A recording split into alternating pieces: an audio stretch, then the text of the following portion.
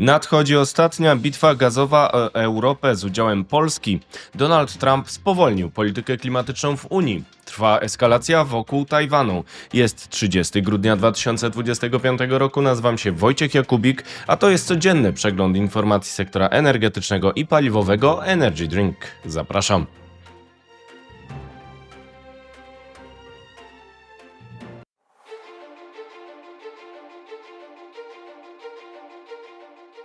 Partnerem kanału Energy Drink jest Orlen. Zaczynamy jak zawsze od informacji dnia. Nadchodzi ostatnia bitwa gazowa o Europę z udziałem Polski. Unia planuje zakończenie dostaw gazu z Rosji do końca 2027 roku. To pole ostatniej bitwy gazowej o Europę. Polski hub gazowy może odegrać kluczową rolę przy zwalczaniu rosyjskiej szarej strefy w Europie Środkowo-Wschodniej. Przepisy REPowerEU przyjęte przez Unię Europejską zakładają stopniowe odejście od gazu rosyjskiego do końca 2027 roku. Rosyjskie dostawy gazociągowe mają się zakończyć do 30 września 2027 roku albo do 1 listopada 2027 roku, jeśli pojawią się problemy z uzupełnieniem zapasów w magazynach. Gaz skroplony z Rosji ma zniknąć z kontraktów europejskich do końca 2026 roku. Dostawy krótkoterminowe zawarte przed 17 czerwca 2025 roku zostaną zakazane od 25 kwietnia 2026 roku. Pozostałe zostaną zakończone z końcem roku przez embargo na LNG z Rosji wchodzące wtedy w życie. Oznacza to, że nowy rok 2026 będzie czasem dalszego rugowania gazu rosyjskiego z Europy. Rozwój hubu gazowego w Polsce może ugruntować ten proces, ale wcześniej zmierzy się z gazową szarą strefą w Europie Środkowo-Wschodniej.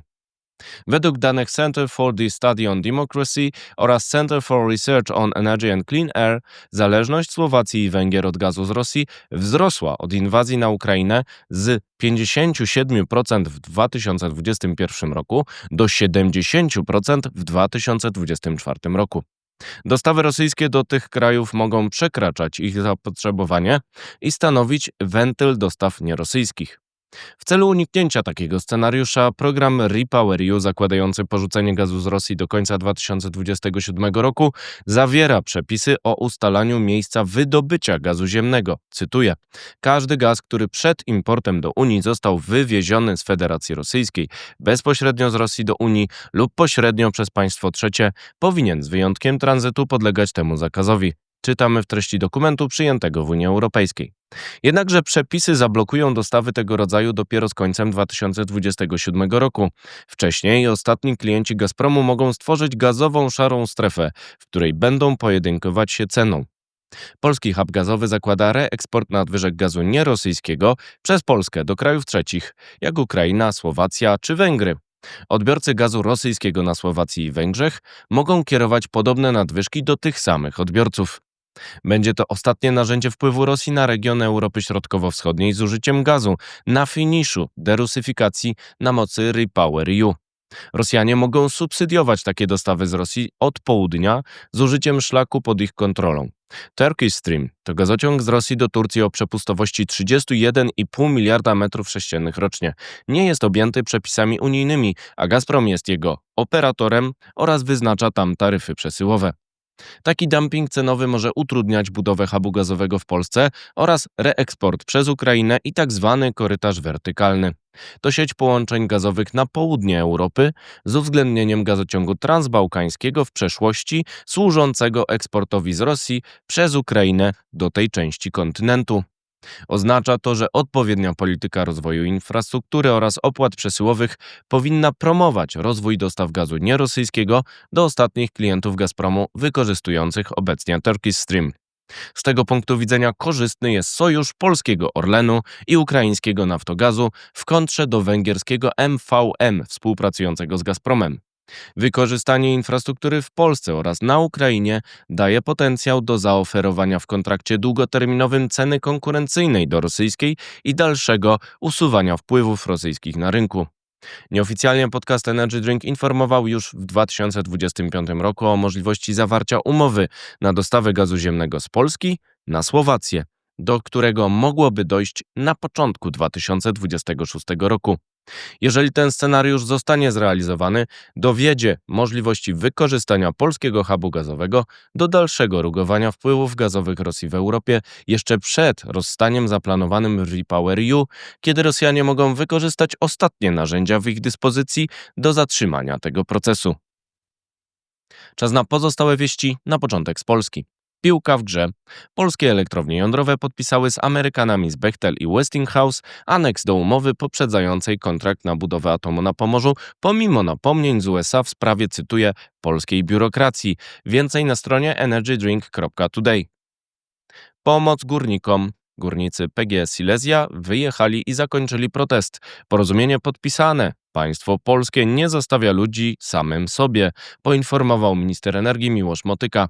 Porozumienie zakłada objęcie górników i pracowników przeróbki kopalni Silesia osłonami ustawy górniczej pod warunkiem spełnienia jej wymogów. Trwające wobec PGS Silesia postępowanie sanacyjne wyklucza możliwość udzielenia pomocy publicznej podmiotom z sektora górnictwa. Ograniczenie to ma charakter formalno-prawny i wynika bezpośrednio z obowiązujących regulacji, informował resort energii przed świętami.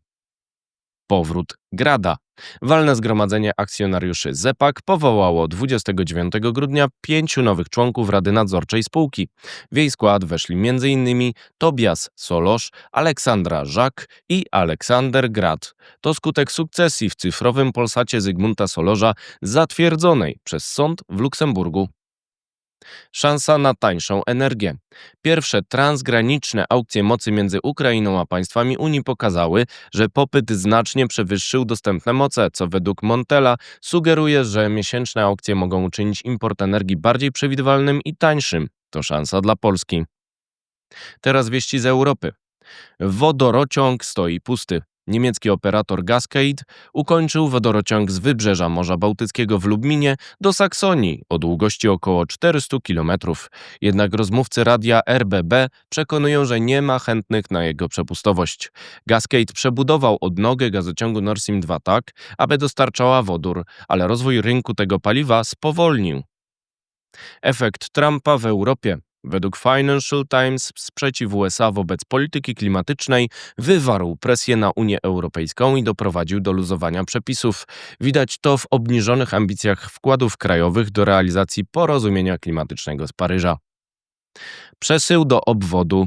Litewski Ambergrid podpisał z Gazpromem umowę o przesyle 10,5 miliona metrów sześciennych dziennie z Białorusi do obwodu królewieckiego do 2030 roku z klauzulą ship or pay obejmującą 2,5 miliarda metrów sześciennych gazu rocznie.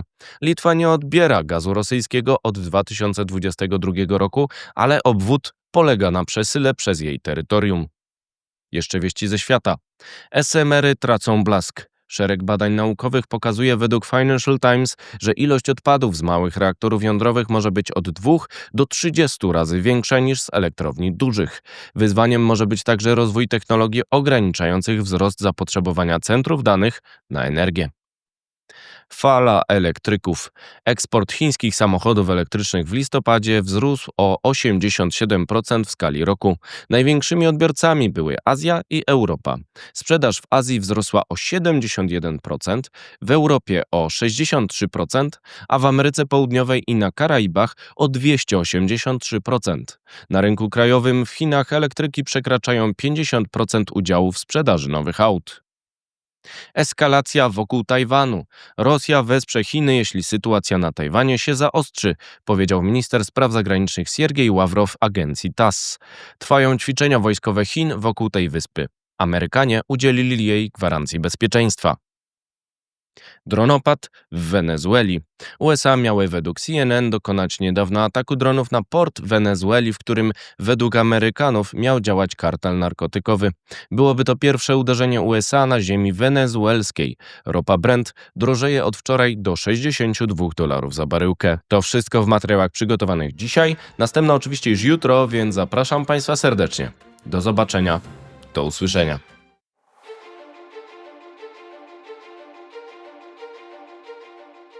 Partnerem kanału Energy Drink jest Orlen.